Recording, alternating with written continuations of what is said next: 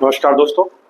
देखिए, कहीं आपके धन के आगमन में रुकावट इस समय अगर हो रही हो, या फिर आपके बनते काम बिगड़ रहे हो, या फिर आपके घर में बेवजह का कलह हो रहा हो, या बेवजह आपको चिड़चिड़ाहट और गुस्सा आ रही हो, तो मान के चलिए कि कहीं ना कहीं इस समय गोचर का प्रभाव दिखाई दे रहा है। क्योंकि सूर्य का जो गोचर है दोस्तों, वो इस समय मिथुन राशि से होने जा रहा है। और मैं बात कर रहा हूँ वृषभ राशि वालों के लिए, जिनकी लग्न में 2 का अंक लिखा हो या जिनकी चंद्रमा 2 के अंक पर बैठे हो, ऐसे लोग वृषभ लग्न राशि वाले कहलाते हैं। तो देखिए दोस्तों, आपके घर से जो सूर्य का गोचर है वो सेकंड हाउस से होने जा रहा है, वो मंगल का गोचर 12th हाउस से होने जा रहा है। तो सावधान हो जाइए, कोर्ट कचहरी से बचना है, लड़ाई झगड़े से बचना है, रोड के एक्सीडेंट से बचना है, बेवजह की शॉर्ट टेम्परामेंट बना रखने से बचना है। ये जो गोचर है सूर्य का सेकंड हाउस में आना, कहीं ना कहीं परिवार में, कुटुंब में कलह पैदा हो जाता है। क्योंकि सूर्यदेव राजा तो हैं, आत्मा के कारक भी हैं, लेकिन है क्या, फायर एलिमेंट है। तो फायर एलिमेंट होने की वजह से ये कई बार जिस स्थान पर बैठते हैं वहां उस स्थान को अपनी ऊर्जा से जला देते हैं, लेकिन जहां देखते हैं उसको हरा भरा कर देते हैं। तो यहां से इनकी जो दृष्टि जाएगी, 7वीं दृष्टि, वो आपके 8th हाउस पर जाएगी। 8वां घर कालपुरुष का ये कहलाता है, ठीक है, 8वां घर। और 8वां घर जो है वो इनके मित्र का घर है, गुरु का घर है। तो यहाँ जब दृष्टि डालेंगे तो यहाँ से निश्चित तौर से आपको बेनिफिट कराएंगे। आपको कहीं से अचानक धन की प्राप्ति करा सकते हैं। यदि कोई ऐसा पैसा है जो काफी समय से रुका हुआ था, आप प्रयास कर रहे थे उसके लिए, लेकिन वो नहीं निकल पा रहा था, वो पैसा ये निश्चित तौर से निकलवा देंगे। जब से यहाँ बुध का भी गोचर आया है मिथुन में दोस्तों, मंथ के स्टार्ट से ही मिथुन आ गए थे, आपको जैसे कि जानकारी, मिथुन में बुध आ गए थे सेकंड हाउस में आपके। तो बुध क्या है, अपनी राशि में, स्वयं की राशि में आए हैं और वाणी के कारक हैं। तो बुध जब यहाँ बैठते हैं तो हमारी बातचीत में एक तो मधुरता ला देते हैं और एक चातुर्य ला देते हैं कि हम अपने काम बातचीत के माध्यम से निकाल लेते हैं, या फिर जो हम बात कहते हैं वो बात हमारी सुनी जाती है। साथ में अब सूर्य का जब गोचर यहाँ से हो गया, 15 तारीख से सूर्य भी यहाँ आ गए हैं जून से, तो ये एक बुद्धादित्य योग की स्थिति इनकी निर्मित हो गई। और बुद्धादित्य योग बनने का मतलब है कि आपके अंदर तर्क शक्ति बढ़ जाना, डाटा एनालिसिस का पावर बढ़ जाना, हमको अपनी बात को कैसे रहना है, हमें अपना काम कैसे निकालना है, ये बुध और सूर्य जब मिलते हैं बाप बेटे तो ये बना लेते हैं। और आप अगर उसको व्यावहारिक जीवन में भी देखेंगे तो आप देखेंगे कि आज की जो यूथ है, युवा पीढ़ी है, वो अपडेट है समय के हिसाब से, उनको अपना काम निकालना आता है। तो जहाँ और बुजुर्ग हैं उनके अंदर मैच्योरिटी है, अनुभव है। तो एक के पास अनुभव है और एक के पास ऊर्जा है। जब दोनों का मिलन होता है, दोनों का सम्मिश्रण होता है, तो फिर काम बनते देर। इसलिए ये जो समय है आपके लिए, महीने भर का जो मैं आपको समय बता रहा हूँ, 15 जून से 15 जुलाई तक का, ये इस कॉम्बिनेशन के साथ रहने वाला है।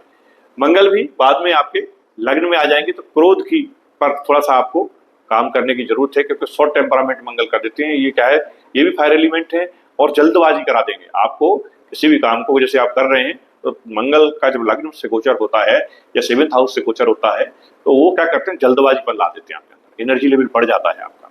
तो ऐसी स्थिति में आपको उपाय भी करना है, हनुमान जी की आराधना करना है, हनुमान चालीसा का पाठ करना है।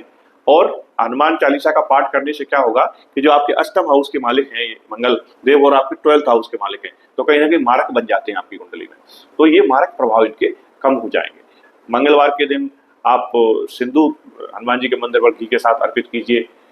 शनिवार के दिन आप चमेली के तेल के साथ अर्पित कीजिए। अगर आपके आसपास कोई छोटा मंदिर है, आप अपने हाथ से भी सिंदूर चढ़ा सकते हैं, या फिर पुजारी जी को देकर उनके माध्यम से करवा सकते हैं। सेकंड हाउस में सूर्य और बुध की जो आदित्य योग बैठे हुए हैं और बुध आदित्य को बना रहे हैं, दोस्तों ये वाणी के माध्यम से आपको परिवार में पद प्रतिष्ठा दिला सकते हैं, मान सम्मान दिला सकते हैं।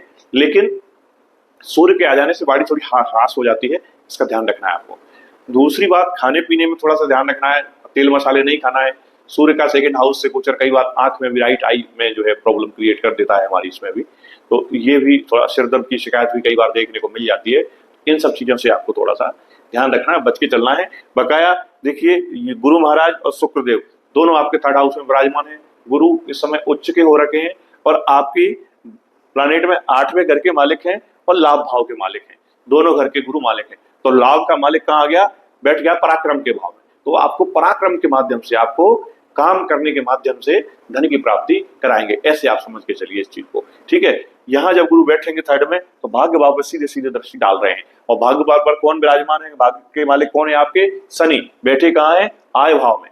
तो गुरु की जब दृष्टि जाएगी, सेवंथ दृष्टि यहाँ जाएगी और नाइन्थ दृष्टि यहाँ जाएगी, शनि के ऊपर जाएगी। तो गुरु की जब भाग्य वाली दृष्टि, नाइन्थ वाली दृष्टि जाती है तो आपके भाग्य को गुरु जागृत करते हैं और शनि भी सपोर्ट करते हैं, क्योंकि शनि आपके हॉरोस्कोप में, आपके कुंडली में कारक होते हैं, आपको सपोर्ट करने वाले थे। तो यदि आप शनि से रिलेटेड काम करते हैं, आपका लोहे का काम है, ऑटोमोबाइल सेक्टर में है, आप पेट्रोलियम उसमें है, या फिर खनन डिवीजन में है, या सेवा के कार्य करने के उसमें है, चित्र में है, तो निश्चित तौर से ये समय आपके लिए राहत देने वाला समय है। पिछले कई समय से जो आपके कामों में अड़ंगे लग रहे थे, आपके बनते बनते काम बिगड़ रहे थे, आप देखेंगे इस दौर में ये आपको बनते हुए दिखेंगे। और ये सिर्फ एक महीने की बात नहीं कर रहा हूं मैं, सिर्फ सूर्य के गोचर की। ये गुरु महाराज जब तक यहाँ बैठे हुए हैं अक्टूबर तक, और ये उच्च के हो रखे हैं, तब तक ये शनि पर दृष्टि डाल के और आपके भाग्य भाव को जागृत करते रहेंगे।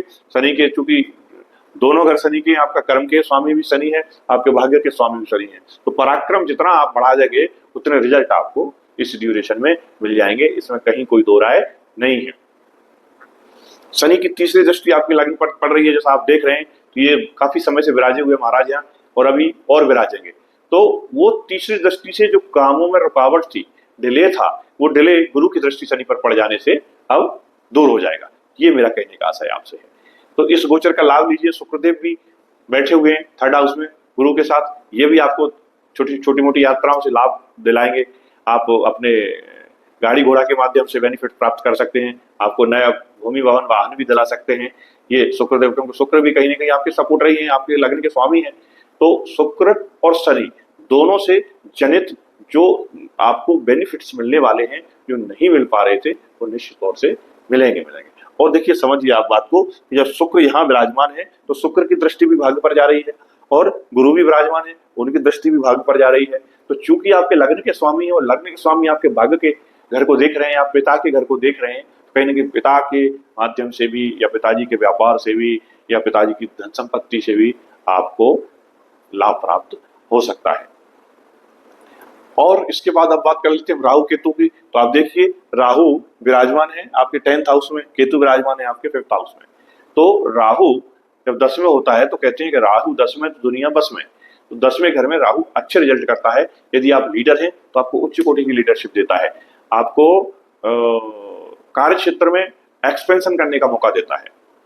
और केतु चूंकि 4th हाउस में बैठे हैं तो कई बार स्थान परिवर्तन कराते हैं, आपके रेजिडेंस में चेंज करा देंगे, माता से आपकी दूरी बना देंगे, क्योंकि एक तो आध्यात्म के कारक तो है ही है, साथ में क्या है, ये डिटैचमेंट के कारक, ये कट लगाते हैं चीजों, ये कंटिन्यू किसी काम को चलने नहीं देते। लेकिन प्लस पॉइंट क्या है, केतु इस समय मघा से गोचर कर रहे हैं। मघा नक्षत्र पितरों का नक्षत्र है, तो पितरों की कृपा कहीं ना कहीं आप पर होने वाली है। और ये आपके किस में बैठे हैं, आपके पेरेंटल हाउस में बैठे हुए हैं। पेरेंटल हाउस में बैठने का मतलब ये है कि आपके पितर जहां भी हैं, आप जहां से निकले हो, जो आपका स्थान है, कोई गांव है, कोई शहर है, एक बार आपको इस ड्यूरेशन में वहां अवश्य जाना चाहिए और अपने पितरों से निवेदन करके वहां प्रसाद चढ़ा के, वहां जो भी यथाश्रद्धा नारियल बतासे चढ़ा के, वहां एक सफेद कलर का झंडा लगा के आप उनसे आशीर्वाद प्राप्त कर सकते हैं। इस आशीर्वाद से आपके कामों में आ रही रुकावट तो दूर होगी ही होगी, साथ में आपके नाम का डंका बजेगा, आपके नाम का पताका फहराया जाएगा। इसीलिए केतु के लिए का जो प्रतीक है वो झंडे के रूप में ही हम देखते हैं।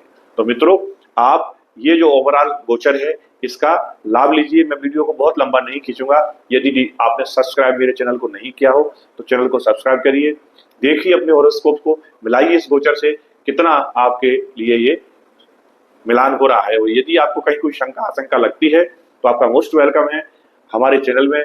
हमारे व्हाट्सएप नंबर आपको दिए हुए हैं डिस्क्रिप्शन में, आप उस व्हाट्सएप नंबर पर हमसे संपर्क कर सकते हैं। आप अपनी डिटेल, बस डिटेल डाल सकते हैं और उसके एवज में आप हमसे कंसल्टेशन ले सकते हैं। एक छोटा सा अमाउंट उसके बदले में हम लोग लेते हैं, पेड सर्विस है दोस्तों।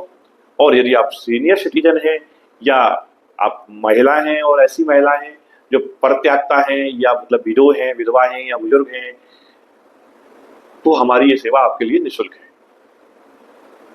कोई गरीब परिवार की कन्या हो जो तकलीफ में हो, परेशानी में हो, हमारे चैनल पर मोस्ट वेलकम है। आप अपनी समस्या को रखिए, कमेंट्स में अपनी बात को दीजिए, हम समय रहते उस समस्या का निदान करने का पूरा प्रयास करेंगे। जो बेहतरीन और उचित सलाह होगी उपाय होगा आपको दिया जाएगा।